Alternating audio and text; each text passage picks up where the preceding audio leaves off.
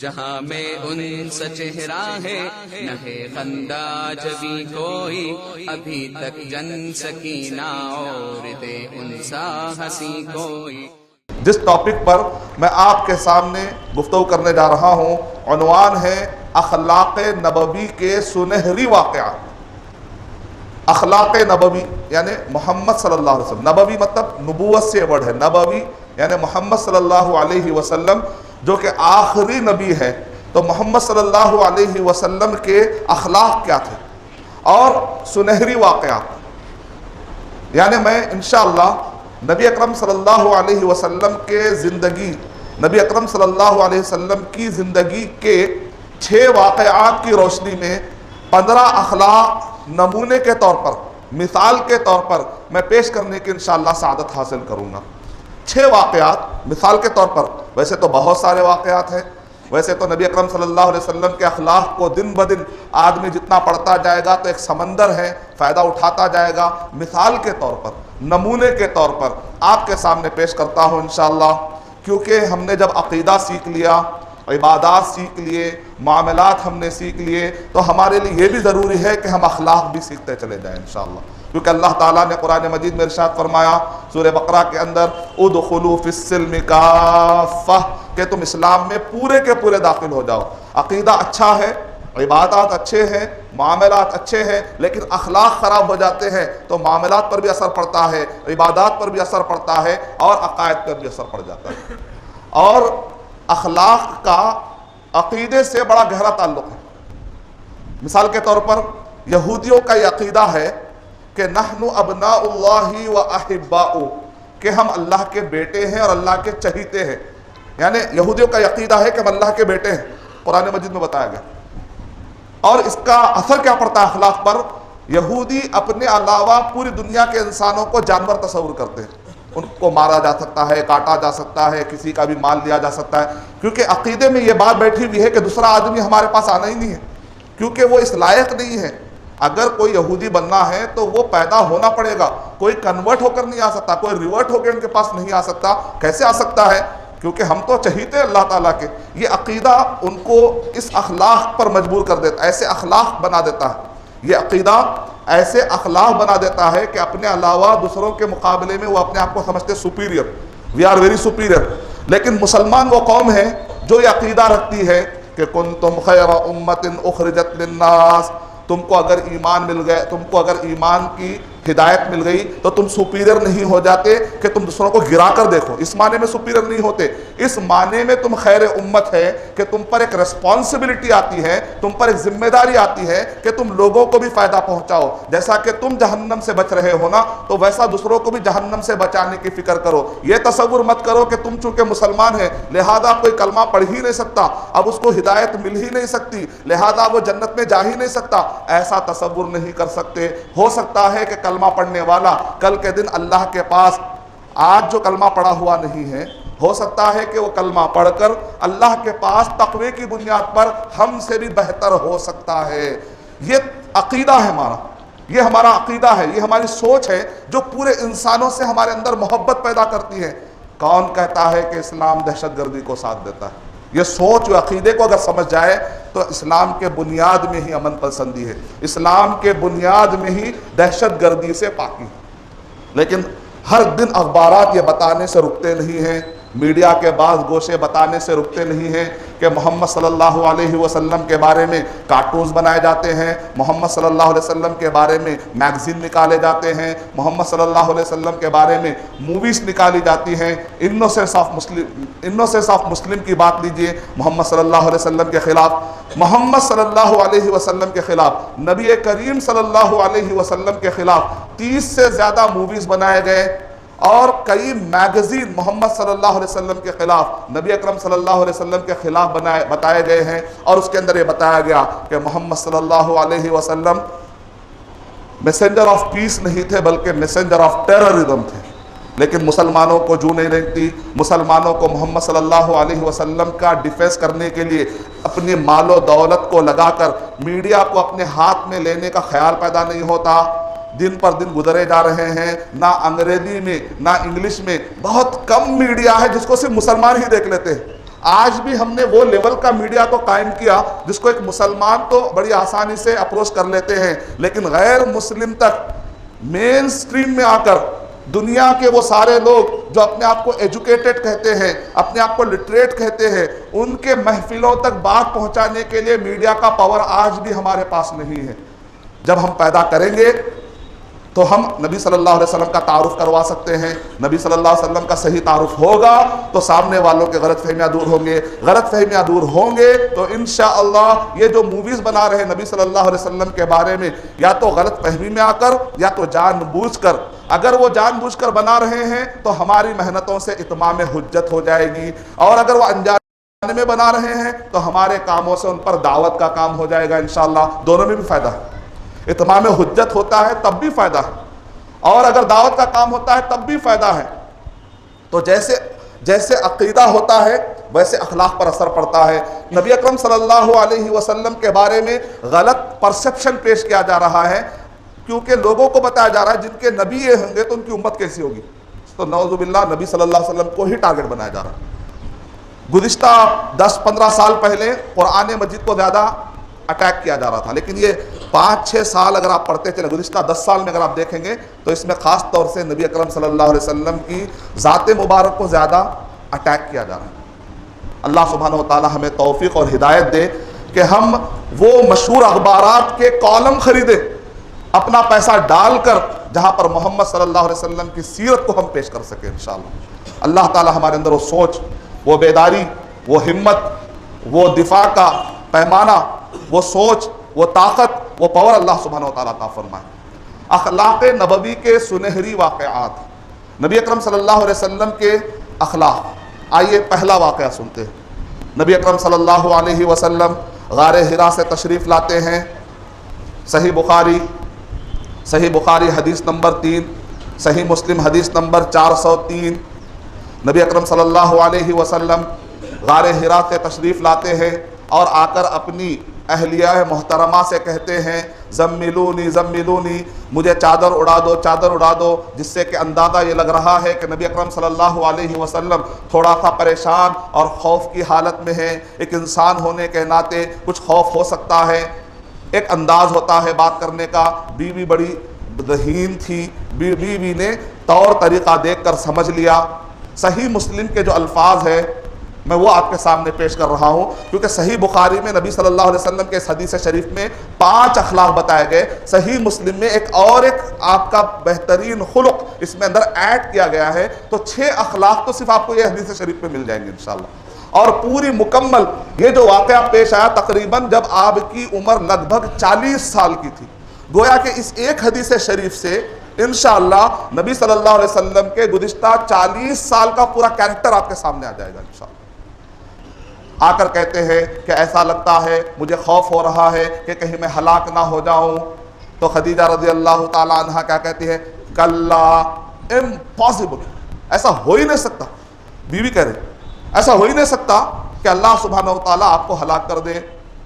واللہ لا یخزیک اللہ ابدا، اللہ سبحانہ و تعالیٰ کلا لا یخزیک اللہ ابدا، اللہ سبحانہ و تعالیٰ آپ کو ہلاک نہیں کرے گا، آپ کو ایسے کسی بھی قسم کی ذلت یا نقصان میں نہیں ڈالے گا۔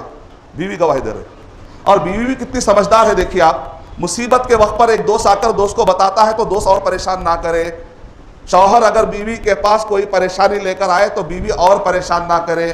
بیوی اگر شوہر کے پاس کوئی مصیبت یا اپنے پریشانی یا دکھ کا اظہار کرے تو اخلاق یہ ہونا چاہیے کہ وہ اور پریشان نہ کرے۔ اگر کوئی ستانے والی بیوی ہوتی تو کہتی میں پہلے ہی کہہ رہی تھی کہ آپ پہاڑوں پہ مت جاؤ، میں پہلے ہی کہہ رہی تھی کہ آپ یہاں وہاں مت جائیے، اب آگے پریشان ہو کر پہاڑوں سے۔ لیکن جو اچھے اخلاق والے ہوتے ہیں مصیبت میں ان کے اخلاق نظر آ جاتے ہیں۔ جیسا شوہر تھا ویسی بیوی تھی، اچھے اخلاق والا شوہر ہوتا ہے تو اچھے اخلاق والی بیوی کے اندر بھی اچھے اخلاق پیدا ہو ہی جاتے ہیں۔ بیوی کہہ رہی ہے آپ کو اللہ سبحانہ و تعالیٰ تباہ نہیں کرے گا، نقصان میں نہیں ڈالے گا۔ کیوں؟ انک لتصل الرحمہ، کیونکہ آپ رشتہ داروں کا خیال رکھتے ہیں۔ دیکھیں خاندان میں رشتہ داروں کا خیال کرنا کتنا اہم ہے کہ مصیبت کے وقت پر یہ رشتہ داریاں آپ کو مصیبت ٹلا دیتی ہیں۔ इन्नका लतसिलुर रहमा, क्योंकि ए नबी अकरम सल्लल्लाहु अलैहि वसल्लम आप रिश्तेदारियों का ख्याल रखते हैं, सिला रहमी करते हैं।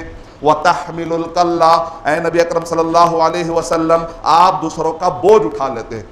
घरों के बाहर निकलते हैं, कोई बोझ में नजर आ रहा है, आप उसका बोझ हल्का कर देते हैं। देखिए, घर में भी अच्छे अखलाक है, खानदान में भी अच्छे अखलाक है, बाहर भी अच्छे अखलाक है। तीसरा, ये जो लफ्ज़ है सही मुस्लिम में है, वतसदुक़ल हदीसा, ए नबी अकरम सल्लल्लाहु अलैहि वसल्लम जब भी आप कहते हैं ना तो आप सच्चाई कहते हैं, सच्ची बात कहते हैं, झूठ नहीं कहते। अल्लाह अकबर। पूरे 40 साल का अखलाक पेश किया जा रहा है नबी अकरम सल्लल्लाहु अलैहि वसल्लम का। यानी ज़बान का भी अच्छा होना आदमी बहुत ज़रूरी है, ज़बान का भी अच्छा होना बहुत ज़रूरी है। और उसके बाद आगे कह रहे हैं वतसदुक़ल हदीसा, और ए नबी अकरम सल्लल्लाहु अलैहि वसल्लम आपके अखलाक ये है कि आप वतक़रिद ज़ईफ़ा, अगर कोई मेहमान आ जाता है तो आप क्या करते हैं, उसकी मेहमान नवाजी करते हैं। वतुईनु अला नवाइबिल हक़, अगर किसी पर मुसीबत आ जाती है तो ए नबी अकरम सल्लल्लाहु अलैहि वसल्लम आप उसके मुसीबतों को दूर करते हैं। और दरमियान में एक और कलिमा है जिसके अंदर ये बताया गया वतुक्सिबुल मअदूमा, अगर कोई कमाने के लायक नहीं है तो आप उसको कमाने के लायक बना देते हैं। आप किसी को मछली देते हैं, दूसरा है कि मछली पकड़ना सिखाते हैं वाली मिसाल।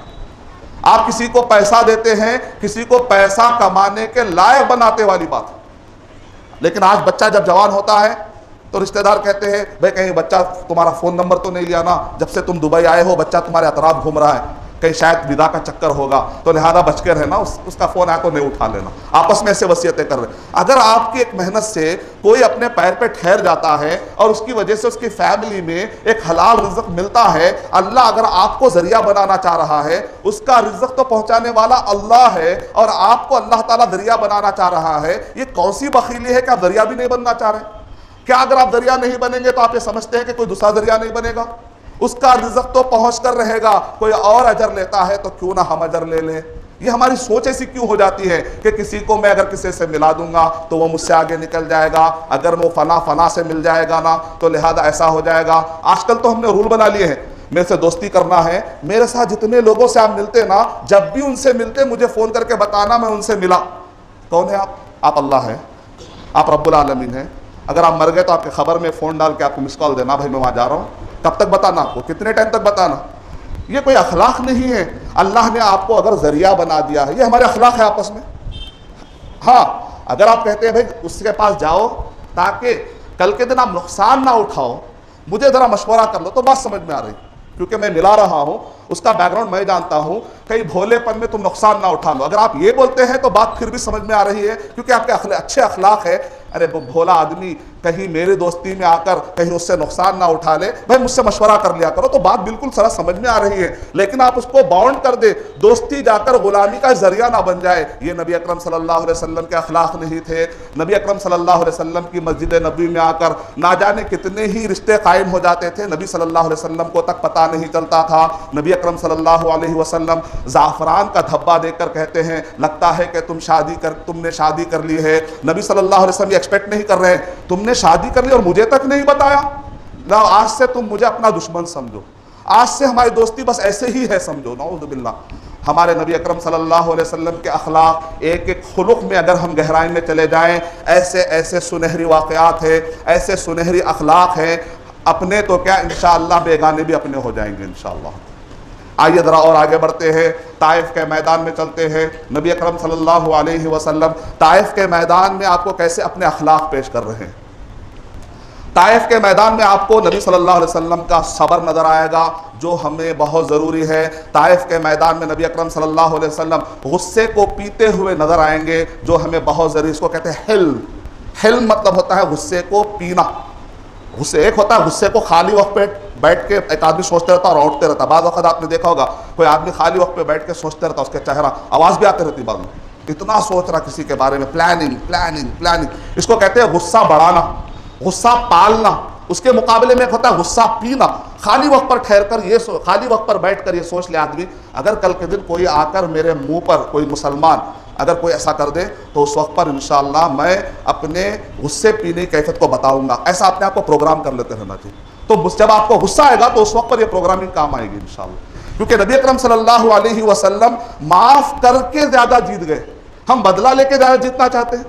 نبی اکرم صلی اللہ علیہ وسلم غصہ پی کر صبر کے ذریعے سے نبی اکرم صلی اللہ علیہ وسلم زیادہ آپ نے فتح حاصل کی۔ ہم نبی اکرم صلی اللہ علیہ وسلم کا راستہ چھوڑ کر کامیابی کی طرف نہیں بڑھ سکتے۔ نبی اکرم صلی اللہ علیہ وسلم طائف کے میدان میں جب ان پر شدید حملہ ہوا، عائشہ رضی اللہ تعالیٰ عنہا نے پوچھا، اے اللہ کے نبی صلی اللہ علیہ وسلم، احد سے بھی زیادہ کوئی سخت دن آپ پر گزرا ہے کیا؟ نبی اکرم صلی اللہ علیہ وسلم نے ارشاد فرمایا، ہاں ایک دن ہے، طائف کا وہ میدان ہے جو میرے لائف کا سب سے تکلیف دہ دن ہے۔ احد کے میدان میں خون نکلا تھا، تو آپ اندازہ لگائیے کہ طائف کے میدان میں اور کیا ہوا ہوگا، کتنا خون نکلا ہوگا۔ اس وقت پر فرشتہ آ کر آفر دیتا ہے، صحیح بخاری حدیث نمبر 3231 کے اندر دیکھیں، من گھڑت واقعات سنا کر نبی صلی اللہ علیہ وسلم کے اخلاق نہیں بتا رہا ہوں، بلکہ میں آپ کو انشاءاللہ صحیح بخاری اور صحیح مسلم کے حوالوں کے ذریعے سے نبی اکرم صلی اللہ علیہ وسلم کے اخلاق بتلا رہا ہوں۔ لوگ یہ سمجھتے ہیں کہ جب تک ضعیف روایتیں اور من گھڑت روایتوں کا سہارا نہ لے اسلام مکمل نہیں ہوتا۔ ابھی صحیح روایتیں اتنی موجود ہیں جس کو ہم نے پڑھا ہی نہیں، اگر وہ پڑھ لیں گے تو زندگی ختم ہو جائے گی۔ کیوں ضعیف اور موضوع کے چکروں میں پڑتے ہیں؟ اللہ حفاظت فرمائے۔ فرشتہ آ کر آفر دیتا ہے، لو شئت ان اطبق علیہم الاخشبین، اے نبی اکرم صلی اللہ علیہ وسلم، اگر آپ چاہیں تو یہ جو دو پہاڑ ہے، پہاڑوں کے نام ہے اخشبین، یہ دو پہاڑوں کے درمیان اس قوم کو میں کاٹ دوں گا، پھر یہ قوم تہس نہس ہو جائے گی۔ نبی اکرم صلی اللہ علیہ وسلم کا جواب سنیے، لا بل ارجو ان یخرج اللہ من اصلابہم قوم یعبدون اللہ وحدہ، نہیں بلکہ مجھے امید ہے، اب بھی امید ہے، یہ نہیں تو کیا ہو سکتا ان کے آنے والی نسل ایک اللہ کی بات کرے گی، ولا یشرکون بہ شیئا، اور ان کے ساتھ شرک نہیں کرے گی۔ نبی صلی اللہ، ہم تو اس نسل، اس جنریشن کے بھی شرک کے بارے میں فکر مند نہیں ہے، نبی صلی اللہ علیہ وسلم آنے والے جنریشن کی توحید کا خیال کر رہے ہیں، آنے والے جنریشن۔ اور وہاں پر نبی اکرم صلی اللہ علیہ وسلم کے غصہ پینے کی کیفیت دیکھیے کہ خود کے جسم میں سے خون جا رہا ہے، لیکن نبی صلی اللہ علیہ وسلم کو یہ گوارا نہیں ہے کہ فرشتے کا آفر قبول کر لے اور یہ کہہ دے کہ تھوڑا میرا جتنا خون بہا اتنا تو کسی ایک کا بہا دو۔ آپ ایسا بھی نہیں کہہ رہے، نہیں نہیں مجھے اب بھی امید ہے، کیونکہ جس کا ویژن بہت ہائی رہتا ہے نا، یہاں پر ایک اور ایک اخلاق، جس کا ویژن بہت ہائی رہتا ہے اس کے ڈیسیشن بالکل الگ ہوتے ہیں۔ نارمل آدمی کا ڈیسیشن کیسا ہوتا ہے؟ بلیم کلیم پلے، ایک گیم ہوتا ہے، تم ایسا کرے میں بھی ایسا کرا، تم ایسا کیوں کرے میں بھی ایسا کرا، تم مارے نا میں بھی مارا، اگر آپ نہیں مارتے تو میں نہیں مارتا تھا، تم اچھے تو میں اچھا۔ یہ نارمل آدمی کا کردار ہوتا ہے، لیکن ایکسٹراڈنری جو انسان ہوتا ہے نا، تم کچھ بھی کرو لیکن تم کو جہنم میں جانے نہیں دوں گا، انشاءاللہ کوشش کروں گا، تم کو میں معاف کرتا جاؤں گا، معاف کرتا جاؤں گا، معاف کرتا جاؤں گا، یہاں تک کہ تمہارے اندر یہ جذبہ پیدا ہو جائے کہ آخر یہ آدمی اتنا معاف کیوں کر رہا ہے، اس کا مطلب ہے کچھ اور مقصد ہوگا۔ آخر وہ مقصد ہے کیا؟ اچھا جہنم سے بچانا ہے، جنت میں لے جانے کی فکر ہے۔ جس کا ویژن ہائی لیول کا ہوتا ہے وہ چھوٹے موٹے چیزوں میں الجھ کر نہیں رہتا۔ ستاروں سے آگے جہاں اور بھی ہے، ابھی دین کے انتہا اور بھی ہے، اسی روز و شب میں الجھ کر نہ رہ جا کہ تیرے زمان و مکان اور بھی ہے۔ تو شاہین ہے کام پرواز تیرا، تیرے سامنے آسماں اور بھی۔ ہمارا جو ویژن ہے وہ یہ ہونا چاہیے کہ ہم پورے انسانوں کو جہنم سے کیسے بچائیں، اس پر ہماری نظر ہونی چاہیے۔ نبی اکرم صلی اللہ علیہ وسلم، چلیے آپ آگے بڑھتے ہیں تو آپ کو حدیبیہ کے واقعات ملتے ہیں۔ اس سے پہلے احد کا واقعہ، احد کے میدان میں نبی اکرم صلی اللہ علیہ وسلم اپنے ہاتھ کو پھیرتے ہیں، شقیق رضی اللہ تعالیٰ، حدیث صحیح بخاری حدیث نمبر 4242 کے مطابق شقیق رحمت اللہ علیہ کہتے ہیں کہ میں نے عبداللہ سے سنا کہ عبداللہ ایک راوی ہے جو صحابی ہے، نبی اکرم صلی اللہ علیہ وسلم کے جنگ احد کا منظر پیش کر رہے ہیں اور کہہ رہے ہیں کہ وَهُوَ يَمْسَحُ الدَّمَ عَنْ وَجْهِهِ، میں نبی اکرم صلی اللہ علیہ وسلم کو دیکھ رہا تھا جنگ کی حالت میں کہ نبی اکرم صلی اللہ علیہ وسلم اپنے چہرے کو پوچھ رہے تھے، پیشانی مبارک پھٹی ہوئی ہے، خون نکل رہا ہے، گالے مبارک پھٹا ہوا ہے، خون نکل رہا ہے، سامنے والوں نے معافی بھی نہیں مانگی۔ نبی اکرم صلی اللہ علیہ وسلم اس سے پہلے کہ کہیں ان پر اللہ کا عذاب نہ جائے، نبی اکرم صلی اللہ علیہ وسلم کیا کہہ رہے ہیں؟ رب اغفر لی قومی فانہم لا یعلمون، الفاظ پہ غور کریے، اے میرے رب، میری قوم کہہ رہے ہیں، پتھر مارنے والی قوم کو میری قوم کہہ رہے ہیں، اور ہم کہتے ہیں غیر قوم ہے، غیر قوم ہے، غیر قوم ہے۔ کیا ہمارے اخلاق ہے؟ یہ غیر غیر غیر۔ نبی اکرم صلی اللہ علیہ وسلم کہہ رہے ہیں اے اللہ یہ میری قوم ہے، کلمہ نہیں پڑھی، کلمہ نہیں پڑھی اس پر مستداد، اس پر زیادہ ابھی یہ ترا یہ کہ الٹا نبی اکرم صلی اللہ علیہ وسلم کو مارنے کی پلاننگ کرتی ہے، مار بھی دیتی ہے، خون بھی بہا دیتی ہے۔ نبی اکرم صلی اللہ علیہ وسلم کہہ رہے میری قوم ہے نا، جہنم سے بچانے کی ذمہ داری تو ہماری ہے نا، اگر مسلمان ہی کے دل میں نفرت آ جائے گی تو پھر انسانوں کو جہنم سے کون بچائے گا؟ تو نبی اکرم صلی اللہ علیہ وسلم کہہ رہے رب اغفر لقومی فانہم لا یعلمون، اے میرے رب ان کو تو معاف کر دے، یہ جانتے نہیں، میری قوم کو تو معاف کر دے، ان کو معلوم نہیں کہ میرا مرتبہ کیا ہے، ان کو اور موقع دے۔ یعنی نبی صلی اللہ علیہ وسلم الجھ نہیں رہے۔ یہاں پر آپ کو دیکھیں گے نبی اکرم صلی اللہ علیہ وسلم بدلہ نہیں لے رہے، انتقام نہیں لے رہے۔ آج تو ہم اپنے محسنوں سے بھی انتقام لے لیتے ہیں، اپنے بھائی سے بھی انتقام لیتے ہیں۔ مجھے فون آ رہا ہے، بیٹا میرے بیٹے نے مجھے پولیس میں رپورٹ لکھا دی، ماں کہہ رہی، ماں مجھے فون کر کے کہہ رہی ہے کہ میرے بیٹے نے پولیس اسٹیشن میں میرے خلاف رپورٹ لکھا دیا۔ ایسا کیا مسئلہ تھا، ایسا کیا مسئلہ تھا جو پولیس اسٹیشن کے باہر حل ہی نہیں ہو سکتا تھا کہ جس کی وجہ سے آپ اپنی ماں کو پولیس اسٹیشن میں لے جا کے بٹھا رہے ہیں؟ کس کے پاس لے جا کر بٹھا رہے ہیں؟ کوسی جگہ پر بٹھا رہے ہیں؟ کیا تم کو ماں نے اس حال میں اس لیول پر اس لیے لایا تاکہ تم ان کو لے جا کر ایک مرتبہ پولیس اسٹیشن کے بینچ پہ بٹھا دو یا جیل کی سلاخوں کے پیچھے پھینک دو؟ کیا تم کو ماں نے وہ جو بولنے کی طاقت دی، وہ جو لکھنے کی طاقت تم کو صلاحیت سکھائی گئی، آج وہ ماں کے خلاف استعمال ہوگی کیا؟ وجہ کیا ہے میری ماں؟ آخر ہوا کیا ایسا؟ کہا کہ ایک پراپرٹی کا ڈاکومنٹ ہے جس پر میں سائن نہیں کرنا چاہتی ہوں، تو وہ مجھے ڈرانے کے لیے وہ یہاں تک چلا گیا۔ ایسا کوئی بڑا مسئلہ نہیں۔ تو جب تمہارے پاس جوانی ہے تو تم محنت کر کے بھی کما سکتے ہو نا۔ اس بوڑھی ماں کو ستا کے تمہیں کیا ملے گا؟ اس بوڑھے باپ کو ستا کے تمہیں کیا ملے گا؟ ہم تو اپنے لوگوں سے انتقام لینے کی کیفیت میں اتنے آگے چلے گئے۔ نبی اکرم صلی اللہ علیہ وسلم کے اخلاق دیکھیے، وہ انتقام لینے والے نہیں تھے، وہ بدلہ لینے والے نہیں تھے، سامنے والے سے معافی کا ایکسپیکٹ بھی نہیں کر رہے ہیں، معافی بھی نہیں مانگی انہوں نے، اپنی طرف سے آگے بڑھ کر ان کے لیے اے اللہ معاف کر دے، ان کو کہیں تیرا عذاب نہ آ جائے، کیونکہ نبی پہ حملہ کرنے کا مطلب ڈائریکٹ اللہ کا عذاب اس پر آ جاتا ہے۔ ایک آدمی اگر آج کے دور میں کوئی سنت کا مذاق اڑاتا ہے تو اس کو عذاب آ جاتا ہے، جو نبی کو مارے گا اللہ تعالیٰ اس کو چھوڑ دیں گے کیا؟ ایسا نہیں ہو سکتا۔ تو نبی صلی اللہ علیہ وسلم کو معلوم تھا، تو نبی صلی اللہ علیہ وسلم نے ایڈوانس میں ان کے لیے دعا کر دی۔ چلیے ذرا اور آگے بڑھتے ہیں۔ جنگ احزاب کے بعد جو صلح حدیبیہ سے پہلے قبیلے بنی دوس کے لوگ آتے ہیں، ابو طفیل عمر الدوسی، دوس قبیلہ یمن کی طرف، صحیح بخاری میں یہ بھی واقعہ آپ کو مل جائے گا۔ تو اس وقت پر ابو طفیل عمر الدوسی کہتے ہیں اے اللہ کے نبی صلی اللہ علیہ وسلم، میری قوم ہے نا، یہ قبیلہ دوس ہے نا، ان پر بد دعا دے دیجئے، یہ اتنی گالی کر دیتے ہیں آپ کو، اتنا برا بھلا آپ کو کہتے ہیں نا، ان پر بد دعا دے دیجئے۔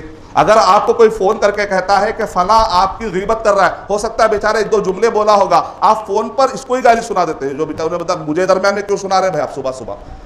تو تم خبر لے کر آئے نا بھائی، تم بھی سنو تھوڑا، نعوذ باللہ۔ یہ ہمارے اخلاق ہے، گالی تو ایسے ہی سن لیتے ہیں، گالی سے شروعات، گالی سے ختم، سلام سے شروعات، سلام سے ختم، جاتے وقت پر ہاتھ ملانا، مصافحہ کرنا، شیخ البانی رحمۃ اللہ علیہ نے اس کو آتھینٹک کہا۔ جاتے وقت پر آج کل ہاتھ بھی نہیں ملا رہے، وہ ضعیف روایت ہے۔ جب ملائیں گے نہیں تو پتہ کیسے چلے گا کہ یہ آدمی خوش جا رہا ہے یا ناراض ہو کر جا رہا ہے؟ بات کرتے کرتے اچانک چلے گئے، کیسے پتہ چلے گا کہ یہ آدمی خوشی سے میرے ساتھ ودا ہو رہا ہے؟ ہاتھ ملا کر جائیے۔ نبی شیخ البانی رحمۃ اللہ علیہ نے اس کو آتھینٹک کہا۔ جن لوگوں نے پھیلایا ہے کہ یہ حدیث ضعیف ہے، ان کو حدیث کا علم نہیں ہے۔ ابن السنی کی کتاب میں ہے کہ الیوم واللیلہ نامی کتاب میں شیخ البانی رحمۃ اللہ علیہ نے اس کو آتھینٹک کہا۔ ہاتھ ملا کر تصور دے کر جائیے میرے بھائی، میں آپ سے خوش ہو کر جا رہا ہوں۔ جب ملے تو مسکراتے چہرے سے ملے۔ غیروں کو کیا مسکراتا چہرہ بتائیں گے، اپنے لوگوں کو بھی مسکراتا چہرہ بتانا ہم بھول گئے ہیں۔ دوسرے لوگ اپنا رہے ہیں نبی صلی اللہ علیہ وسلم کی سنت اور ترقی کر رہے ہیں، اور ہم نبی صلی اللہ علیہ وسلم کی سنتیں چھوڑ رہے ہیں، تنزلی میں جا رہے ہیں۔ اللہ حفاظت فرمائے۔ نبی اکرم صلی اللہ علیہ وسلم سے آ کر کہتے ہیں اے نبی صلی اللہ علیہ وسلم، یہ جو قبیلہ دوس ہے نا، یہ آپ پر بہت گالی گلوچ کر رہے ہیں، بد دعا دے دیجئے۔ نبی اکرم صلی اللہ علیہ وسلم کیا کہہ رہے ہیں؟ اللہم اہدی دوسا وأتی بہم، اے اللہ تو دوس قبیلے کو ہدایت دے اور ان سب کو ہدایت کے ساتھ، اسلام کے ساتھ میرے پاس لے کر آ۔ کیسی دعا؟ کیا دعا کرنے کے لیے کر رہے ہیں اور کیا دعا کر رہے ہیں؟ جو ایکسٹرا آرڈنری انسان ہوتا ہے، اس کی سوچ، اس کا ویژن، اس کے الفاظ، اس کی سوچ، اس کا چال، اس کے اخلاق بالکل الگ ہوتے ہیں۔ جس کا کوئی ویژن ہی نہیں ہے لائف میں، لوگوں کو جہنم سے بچانا، ویژن نہیں ہے، خود کو جنت میں لے جانا، قو انفسکم و اہلیکم نارا، تو آدمی معاف کرتا جائے گا کیونکہ اس کی نظر کیا ہے، سب کو جہنم سے بچانا ہے۔ جس آدمی کے پاس ویژن نہیں ہوتا وہ جلدی جلدی بدلے لیتا ہے، بات ختم کرتا ہے، دوستیاں توڑتا ہے، اس کو مطلب نہیں ہے کہ کون اس سے کیا ہو رہا ہے، اس کو کوئی مطلب ہی نہیں ہے۔ لیکن جس کا ویژن ہوتا ہے کہتا نہیں، اگر میں اس کو دور کر دوں گا کہیں میرے اخلاق کی وجہ سے کہیں اسلام سے دور نہ ہو جائے، چلو اس کو میں معاف کر دیتا ہوں، سوچ ہی بدل جاتی ہے۔ صحیح بخاری کی فقاہت پہ بھی ذرا یہاں پر ذرا ہمت افزائی کریے، آپ یہاں پر خوشی کا اظہار کریے۔ امام بخاری رحمۃ اللہ علیہ نے اس باب میں 2 حدیثیں لائی، ایک حدیث یہ ہے، دوسری حدیث کیا ہے دیکھیے، ابو ہریرہ رضی اللہ تعالیٰ عنہ کہتے ہیں فَأَتَيْتُ مِنْهُمْ، یہ قبیلہ دوس جو تھا نا، اس قبیلہ دوس سے کون ہے آخری میں؟ نبی صلی اللہ علیہ وسلم نے کہا نہیں اللہ ہدایت دے، نہیں ان پر بددعا نہیں ہونی چاہیے، ان پر تباہی نہیں ہونا چاہیے۔ اس قبیلے سے کون آ رہے ہیں؟ ابو ہریرہ رضی اللہ تعالیٰ عنہ۔ اگر نبی اکرم صلی اللہ علیہ وسلم ہماری طرح جلد باز ہوتے تو شاید واللہ عالم، یہ تو اللہ بہتر جانتا ہے، ابو ہریرہ رضی اللہ تعالیٰ عنہ جیسا ایک انسان سے کہیں محروم نہ ہو جائے، ایک سمجھنے کے لیے کہہ رہا ہوں کیونکہ نبی صلی اللہ علیہ وسلم نے تو الحمدللہ بہترین اخلاق پیش کر دی۔ یعنی ابو ہریرہ رضی اللہ تعالیٰ عنہ کہہ رہے ہیں میں اس قبیلے میں سے آیا، یعنی کہ نبی صلی اللہ علیہ وسلم نے دعا نہیں کی، تباہی کی دعا، بد دعا آپ نے نہیں دی، بچ گئے، تو بچنے والوں میں سے کلمہ پڑھنے والے کون ہیں؟ ابو ہریرہ رضی اللہ تعالیٰ عنہ۔ بچیں گے تو اس میں سے کلمہ پڑھیں گے نا۔ نبی صلی اللہ علیہ وسلم کے احسانات ابو ہریرہ رضی اللہ تعالیٰ عنہ کے ذریعے سے حدیث کا ایک بہت بڑا ذخیرہ محفوظ ہو گیا۔ اتنی بڑی شخصیت نبی اکرم صلی اللہ علیہ وسلم کے ایک فیصلے سے کیسی بڑی شخصیت مل گئی امت کو۔ ذرا اور آگے بڑھتے ہیں، حدیبیہ کا موقع، حدیبیہ مطلب صلح، ٹریٹی۔ نبی صلی اللہ علیہ وسلم کے اخلاق آپ کو اس میں نظر آئیں گے کہ نبی صلی اللہ علیہ وسلم جھگڑالو نہیں تھے، بات بات پہ جھگڑنا۔ آج کا دن پورا گزرا نہیں، اور کسی سے جھگڑا ہی نہیں، میں آج نہیں جھگڑا تو دن ہی نہیں گزرتا، جب تک کسی کو ڈانٹتے نہیں دن نہیں گزرتا۔ کسی پہ تو غصے میں آنا، اگر غصے میں نہیں آتا پھر مجھے سیٹ نہیں بولیں گے لوگ، تو ارشد ذرا مینٹین کرنا پڑتا ہے، کیونکہ لوگ یہ ہے نا یہ کام کرنے والے، جب تک میں 2-3 گالی نہیں دیتا ہوں دن بھر برابر یہ لوگ کام نہیں کرتے۔ تو میں نے مطلب ہے کہ آپ نے ایسا پروگرام کیا، سبحان اللہ، سیٹ ایسے رہیں گے تو پھر کام کرنے والوں کے بھی اخلاق بڑے اچھے ہو جائیں گے۔ پھر نعوذ باللہ، جب برے حالات آئیں گے تو سب سے پہلے یہی آپ کا حال خراب کرنے والے۔ اچھے اخلاق رہیں گے تو فائدہ ہوگا، اچھے بیج ڈالیں گے تو اچھے پھل آئیں گے، برے بیج ڈالیں گے تو برے پھل آئیں گے۔ As you sow so you reap. اللہ تعالیٰ دنیا میں ایک جو لا آف نیچر ہے نا بدلنے والا نہیں، اللہ کی سنت بدلنے والی نہیں۔ تو نبی اکرم صلی اللہ علیہ وسلم جھگڑالو مزاج کے نہیں، صلح پسند ہے۔ اگر معاہدے کے لیے، ٹریٹی کے لیے، ملنے کے لیے بلاتے تو نبی اکرم صلی اللہ علیہ وسلم نے صرف کہا اگر آج بھی کفار قریش حلف الفضول کی طرح مجھے ملنے کی دعوت دیں گے تو میں ملوں گا۔ آپ پڑھیے البدایہ والنہایہ میں آتھینٹک شیخ ابن کثیر رحمۃ اللہ اس کو آتھینٹک کہا۔ نہ صرف آپ نے کہا بلکہ آپ نے کر کے بھی بتلایا۔ جب صلح حدیبیہ کے موقع پر معاہدہ کیسا تھا پڑھ کے دیکھیے، آپ رونگٹے کھڑے ہو جائیں گے۔ ایسے ایسے شرطیں منوا رہے ہیں، اچھے سے اچھا ٹھنڈا آدمی بھی غصے میں آ جائے گا۔ آپ کا نام نہیں لکھنا، آپ کے نام کے سامنے رسول اللہ نے لکھنا، کیسے کیسے شرطیں ہیں۔ صحابہ کو غصہ آ گیا۔ عمر رضی اللہ تعالیٰ عنہ کہتے ہیں کہ میں نے نبی صلی اللہ علیہ وسلم کی اس دن میں کافی مخالفت کی، لیکن بعد میں ہم کو پتہ چل گیا کہ نبی صلی اللہ علیہ وسلم ہی صحیح تھے۔ میں صدقہ کرتا ہوں، عبادتیں کرتا ہوں اس نیت کے ساتھ کہ اللہ میرے اس گناہ کو مٹا دے۔ حالانکہ کوئی گناہ نہیں تھا، سوال تھے، لیکن جو نیک آدمی ہوتا ہے وہ محاسبہ ایسے ہی کرتا ہے نا۔ وہ ایک سوال تھا، ان کا ایک غیرت تھی وہ اسلام پر، تو لیکن نبی اکرم صلی اللہ علیہ وسلم کے سامنے میں نے اتنا سوال کیا ہی کیوں، وہ بھی ان کو برا لگتا تھا۔ آخری میں نبی اکرم صلی اللہ علیہ وسلم غصہ پیتے ہیں اور ان کے سارے شرطوں کو مانتے ہیں، اور کیا کہتے ہیں؟ واللہ لو یسألوننی خطۃ یعظمون فیہا حرمات اللہ لأعطیتہم ایہا۔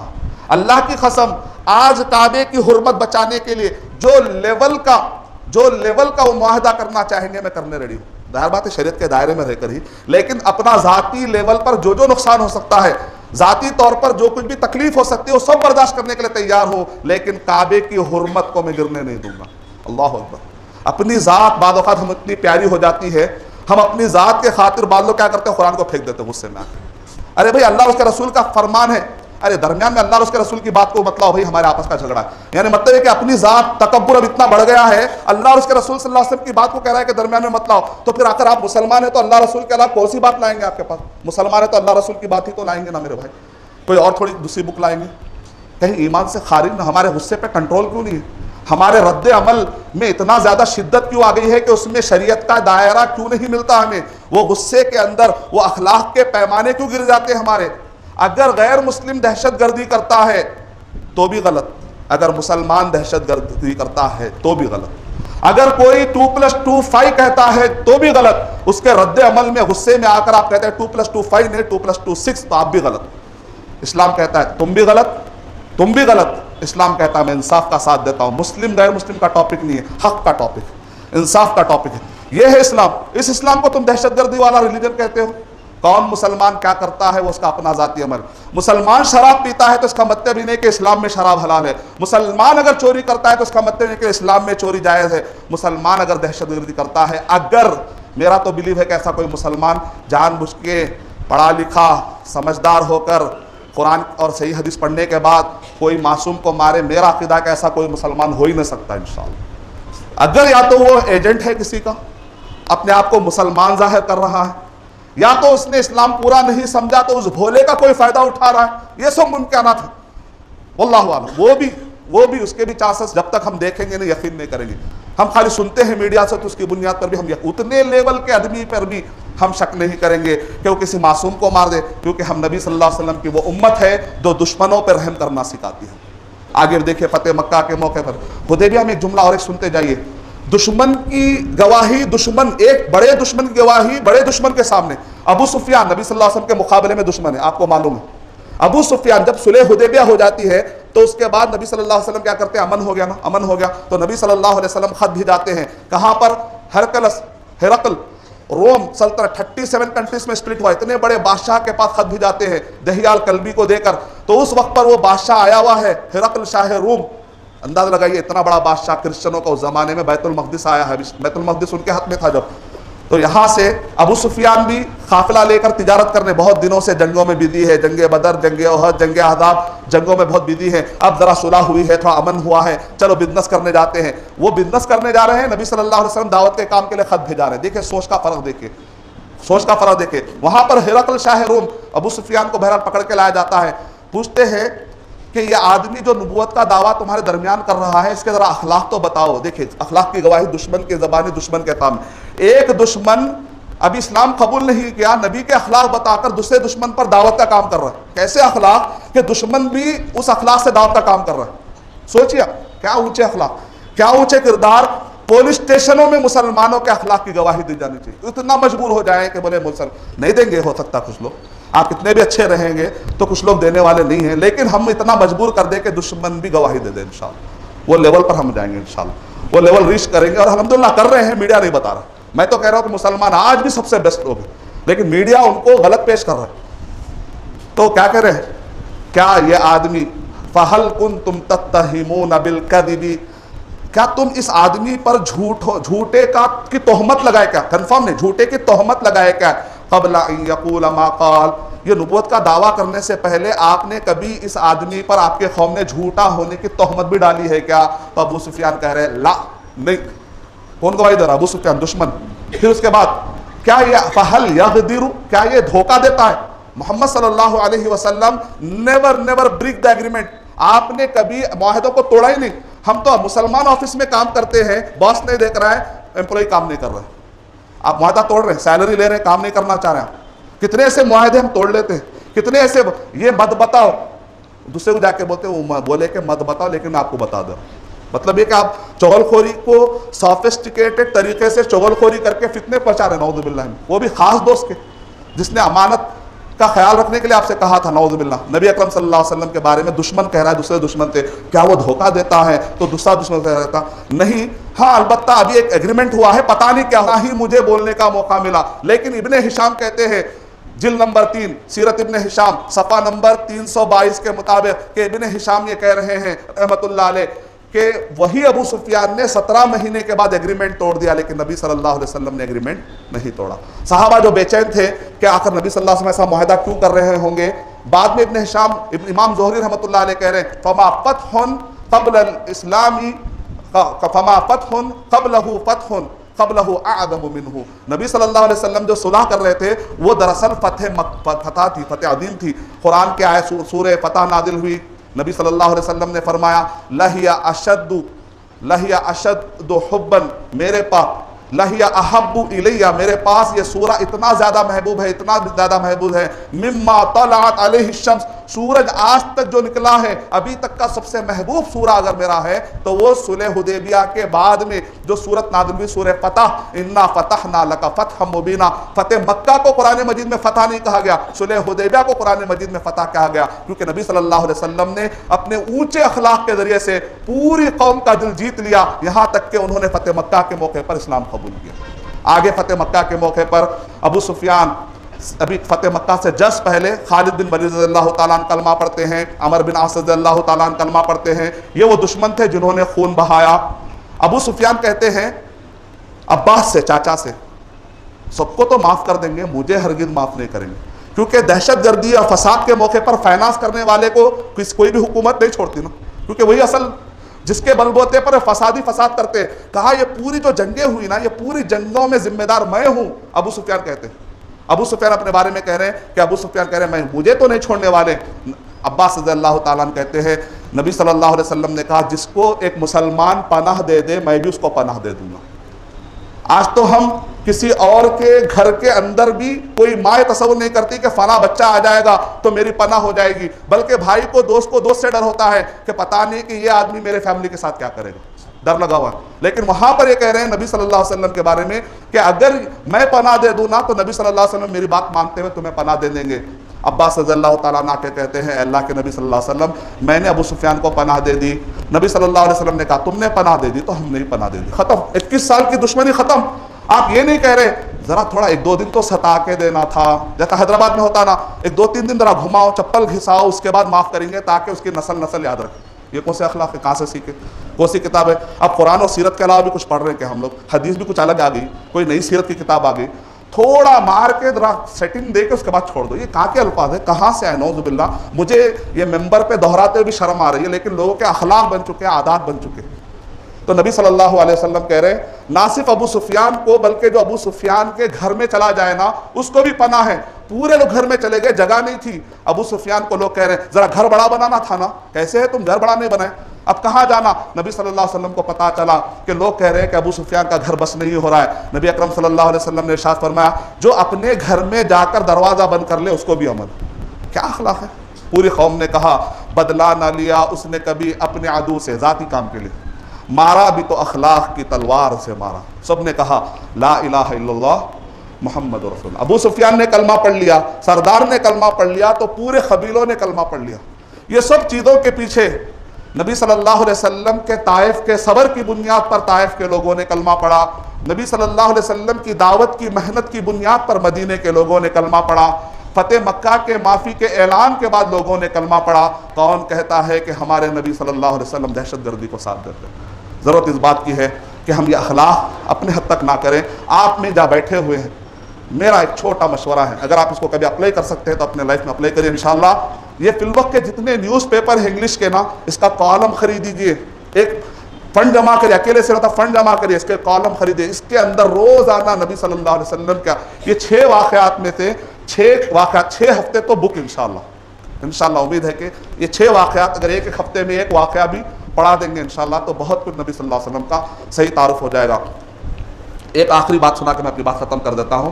نبی صلی اللہ علیہ وسلم 81 غزوات اور سریے ڈیفنس کرتے ہوئے آپ نے لڑے، جان بوجھ کر چھیڑ کر آپ نے کبھی شروعات نہیں کی، ظلم کی نیت سے آپ نے شروعات نہیں کی، لیکن پورے غزوات میں نبی صلی اللہ علیہ وسلم نے ایک مرتبہ بھی گالی نہیں دی، ایتھیکل وار، گالی نہیں دی۔ نہروان، صفین، جنگ جمل، علی رضی اللہ تعالیٰ کے ساتھی کہتے ہیں کہ اتنی پوری جنگ کے اندر علی رضی اللہ تعالیٰ نے ایک مرتبہ بھی گالی نہیں دی، لیکن ہم فون اٹھاتے ہیں، کسٹمر کو سوال کرتا ہے، اس کا کسٹمر وہ ڈیل کلوز نہیں کرتا، فون غصے سے پٹک کر کہتے ہیں، 2 گالی دے کر کہتے ہیں خواہ کہ میرا ٹائم ویسٹ کیا، بیکار کا کون آ گیا، نہیں نعوذ باللہ۔ گالی دہرانا بھی گناہ ہے، اس لیے میں گالی بھی نہ دہراؤں گا۔ اسلام میں بئس الاسم الفسوق بعد الایمان، گالی دینا تو برا ہے، گالی نقل کرنا بھی برا ہے، اس لیے میں گالی بھی نقل نہیں کروں گا، لوگ گالی دیتے ہیں اتنا ہی بولوں گا۔ اللہ تعالیٰ سے میں دعا کرتا ہوں کہ اللہ سبحانہ و تعالیٰ ہمارے اخلاق اچھے بنا دے، آمین۔ For authentic Islamic information, please log on to www.askislampedia.com.